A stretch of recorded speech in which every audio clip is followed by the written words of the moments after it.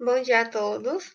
Meu nome é Rafaela, eu sou a professora monitora de Química e hoje vamos dar continuidade a mais um assunto da Química. Bom, nesta aula vamos estar estudando aí as unidades de medida. Mas para que serve, né? Qual a sua finalidade?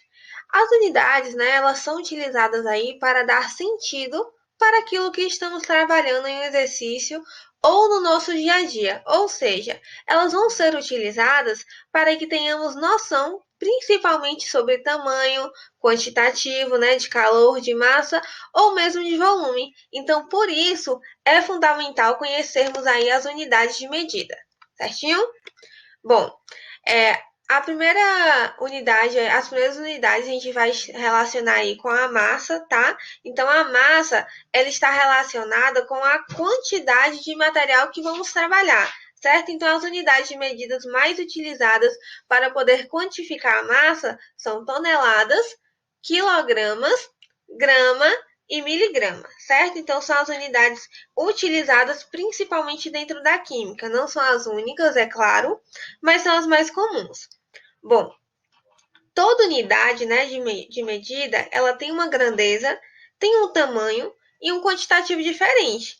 Então, é fundamental que eu saiba quais são as principais unidades e que eu saiba qual a unidade é maior e qual a unidade é menor, certo? Então, eu tenho aqui as setas que vão da direita para a esquerda, né? E da esquerda para a direita. Então, as setas que vão da esquerda para a direita, elas estão indicando aí a unidade de maior massa para menor massa, certo? Então, eu vou ter aqui tonelada, que é maior que quilograma é maior que grama e grama é maior que miligrama. Então, a gente tem aí um indicativo de unidade de maior massa para menor massa, certo? Agora, outro aspecto que a gente precisa saber, né, com relação à unidade de medida é a conversão, porque geralmente cai nos exercícios e aí pede para que vocês convertam essas unidades, certo? Agora, quais são os critérios, né, que eu vou usar? Primeiro, a diferença de unidade para outro, né? No caso de massa, é sempre, gente, de 1.000 unidades, tá? Então, independente de quais dela, a diferença vai ser sempre de 1.000 unidades. O que você tem que saber é que sempre que eu for transformar a unidade maior em direção da unidade menor, a gente vai utilizar aí a operação matemática que vai englobar a multiplicação, certo? Então, se eu for transformar, por exemplo, de toneladas para quilogramas, eu multiplico por 1.000. De quilogramas para gramas, multiplico por 1.000 e assim sucessivamente. Então, quando eu pego da unidade maior para a unidade menor, eu vou usar a operação matemática de multiplicação, certo? E como a diferença é sempre por 1.000, então a gente vai multiplicar aí por 1.000. Agora, da menor direção para a maior direção. A operação matemática que você vai utilizar é a divisão. Então, você vai dividir por 1.000, certo? Exemplo, eu tenho aí 2 miligramas, certo? E eu quero transformar para gramas. Então, você vai pegar essa unidade de 2 miligramas e vai dividir aí por 1.000. E o resultado será de 0,002 gramas, tá? Então, eu estou transformando da unidade menor para a unidade maior. Tá bom? Certinho? Bom, as outras unidades que a gente vai mencionar agora é com relação ao volume, tá? Então, assim, as unidades de volume mais utilizadas na química são metros cúbicos, decímetros cúbicos, litros, centímetro cúbico e mililitro, tá? Sendo que o litro e o mililitro são as mais conhecidas. Então, vocês vão presenciar isso muito nos exercícios. A unidade em litros, né, a forma de se expressar é a mesma coisa que decímetro cúbico. Então, se der lá 200 litros, é a mesma coisa, gente, que 200 decímetros cúbicos, tá? Então, eles são aí equivalentes, certinho? Então, a gente precisa conhecer essas igualdades entre as unidades de volume, né? Que é o espaço aí que a matéria vai estar ocupando. E isso cabe exatamente para mililitros e centímetros cúbicos também, tá? Então, eles representam a mesma coisa. E com relação à transformação, vai seguir aí o padrão de massa. Então, eu preciso conhecer a unidade maior e ir em direção à unidade menor para poder ter uma noção de transformação. Milímetros cúbicos não, perdão, o metro cúbico é a unidade maior.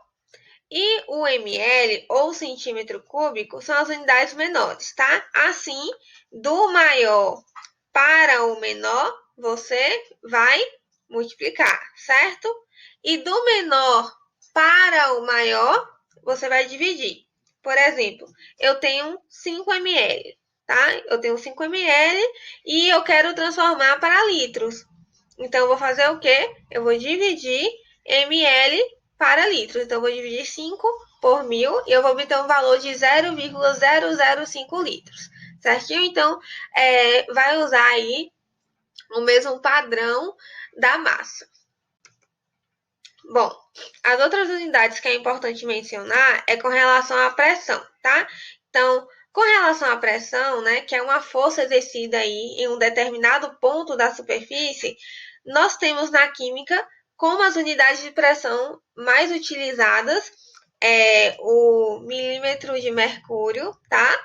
O pascal, o quilopascal, o centímetro de mercúrio aí e o ATM, certo? Então você tem que conhecer também as unidades básicas de pressão e transformar uma unidade em outra, em que um ATM, gente, equivale a 760 milímetros de mercúrio, equivale a 76 centímetros de mercúrio, equivale a 101,325 quilopascal e a 101.325 Pascal, tá? Então a gente tem que saber relacionar um ATM a todas essas unidades aqui, ok? Por exemplo, se eu tivesse aí 2 ATM e eu quisesse transformar para centímetros de mercúrio, eu sei que um ATM equivale a 76, certo? Centímetros de mercúrio. E 2 ATM vai equivaler a quanto? Então, seria aí 172 centímetros de mercúrio. Beleza? Então, é dessa forma que trabalhamos as unidades de pressão aí na química, certinho? Bom, temos também aí as transformações, as unidades de medida para temperatura, certo? Neste caso, a gente temos duas fórmulas para poder trabalhar essas transformações. No caso da transformação de Celsius para Fahrenheit, a gente tem essa fórmulazinha aqui. Então, a gente, normalmente na questão, vai dar um dos dados, e aí você substitui e vai achar a outra, né? E de Kelvin e de Celsius para Kelvin, a gente usa essa fórmula aqui também. Ou então essa, tanto faz. Mas a gente vai ter sempre um dado e a gente substitui para poder achar a outra, certo? Bom, então para poder transformar essas unidades de temperaturas, tem que se utilizar também essas expressões matemáticas, ok? Bom, e por fim, para comprimento, né? As mais utilizadas são aí milímetro, centímetro, decímetro, metro e quilômetro, né? Sendo que o quilômetro seria a maior unidade dessas e o milímetro seria a menor.